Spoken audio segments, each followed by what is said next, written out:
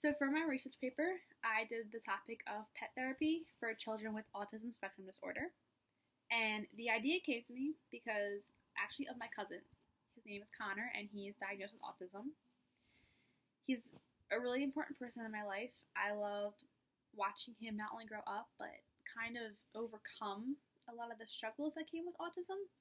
And it was really interesting seeing it all happen.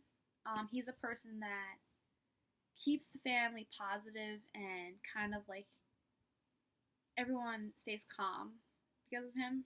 He's a person who can cheer me up when I'm down or make you laugh when you're crying. Like, that's just the type of person he is because he has such a bubbly personality and doesn't see any wrong in the world. And that's what I love most about him.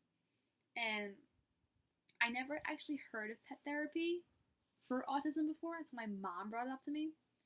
She's a nurse. She works overnight, and one night they were actually talking about it because someone read how it was doing really well. And my mom was like, why don't you look into that? So I did.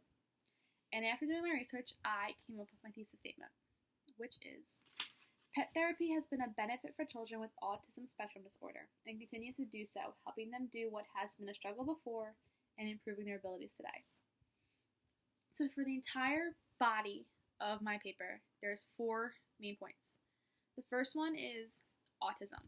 Pretty much it explains what exactly the disorder is, what are the signs and symptoms, why they have to go through therapy sessions, the basics, like, and the facts that explain autism. I use 2 websites. The first one is Autism Speaks.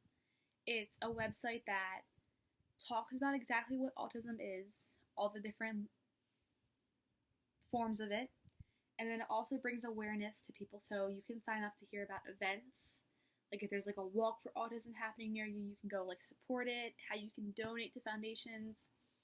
It helps it out. And then the second one is just the National Institute of Mental Health. So Autism Speaks defines it as a development disorder that impairs a person's ability to communicate both verbally and non-verbally, while also impairing their ability to interact with others and show signs of repetitive behaviors.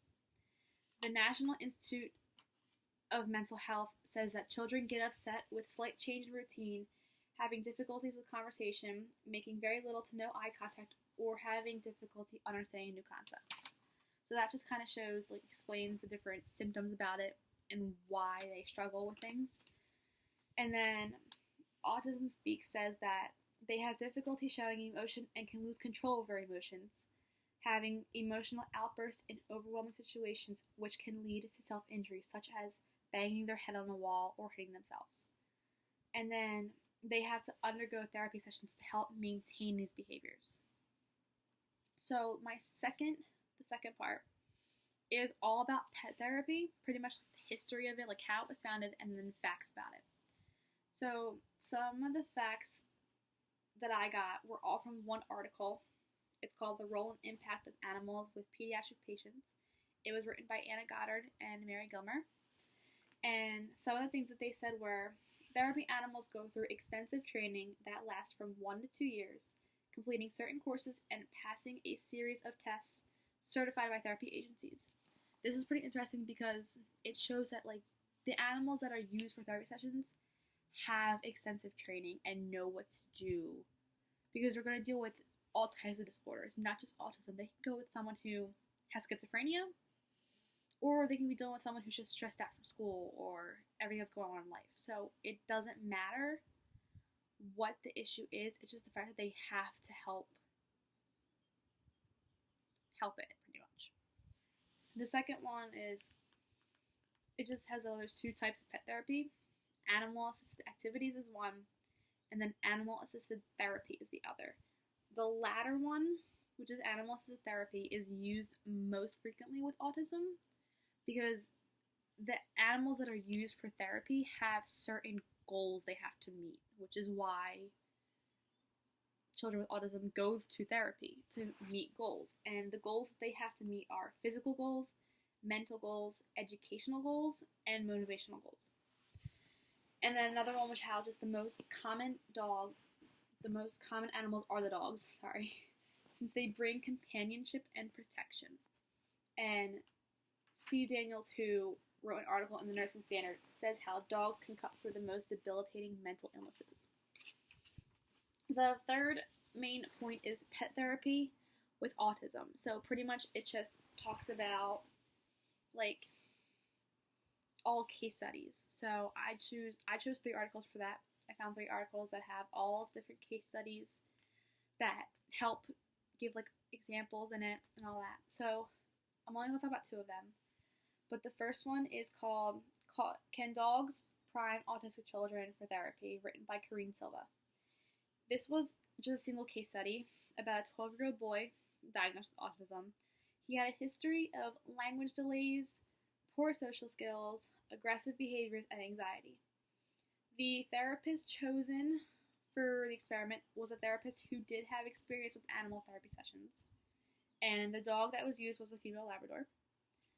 All the sessions were video recorded, which helped them go back and analyze the whole session and seeing like if it benefited the child or not, and what like different like key aspects stood out to why.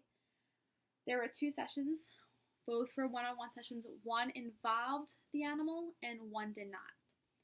So they found that when the dog was present, all negative behaviors were significantly lower, and there was visual contact along with smiling very visible, which is pretty good because, like I said,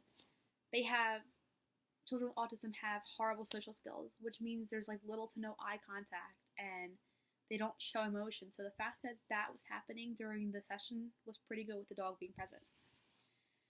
The second article was called The Use of Assistance and Therapy Dogs for Children with Autism Spectrum Disorder, written by Alessandra Berry and her colleagues. So this article talked about 6 different case studies, and it mainly just analyzed the results of those studies. So it didn't go into details about like the kid was this age and his history and all that. It just stated that all these kids had autism, and this is the results of what they saw. There were 2 different case studies. Like, one was assistance dogs that were placed inside the homes of the family with the child who has autism, and then there was therapy sessions that had animal therapy dogs in there. So the results that involved the assistance dogs being placed in the homes, it showed that the child had decreased anxiety and anger, emotional outbursts were significantly reduced, and the routines were able to be manageable. So any change in the routine didn't cause an emotional outburst like it normally does. The family also felt more at ease, being able to sleep peacefully at night and just feeling more protected with the dog in the house.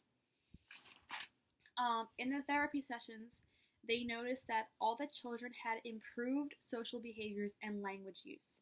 They were less distracted and more socially aware of their surroundings, which is pretty impressive. The fourth and final main argument that I have in the body is any counter arguments that go against what I was trying to research. So I found an article. It was called Furry Therapists, The Advantages and Disadvantages of Implementing Animal Therapy in Schools, written by Erin Schultz.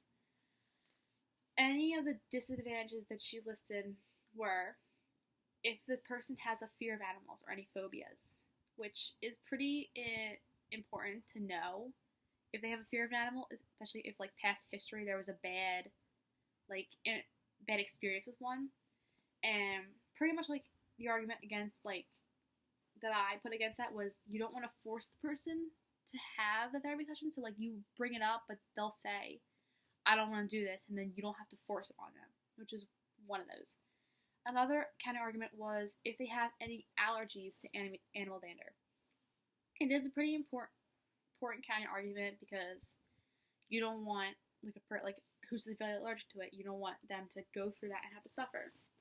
So I also found that was invalid because you can have the session in like a large room or an outside setting where they're not confined to it and they won't have those allergies begin to arise.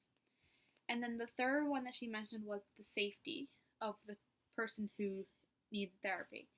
Like if the animal starts biting them or scratching them. And the only reason that that's invalid is because these animals go through training to do this. So it's not like they're gonna just bite the person. They know that's not allowed. They're obedient to what they're doing, which is why they go through the extensive training. And also, they have to keep the needs of the dog in mind. So you can't just have the dog go all day without eating or drinking water. Like, you gotta make sure he's fed and like he's hydrated. He also has time to rest. Like, you gotta keep the needs of the dog in mind. And then for my conclusion, I just repeated the main facts and kind of tied it all together, restating why it was beneficial to children with autism. And then I also brought awareness to the topic too. I also mentioned how a lot of people know about service dogs and how they're approved in so many public areas that maybe we should start approving pet therapy dogs too. And because it's proven to help with those outbursts that they can have in public, or a lot of those like behaviors that are negative, maybe they should start bringing awareness to that too. So that's my research paper. Pretty interesting. So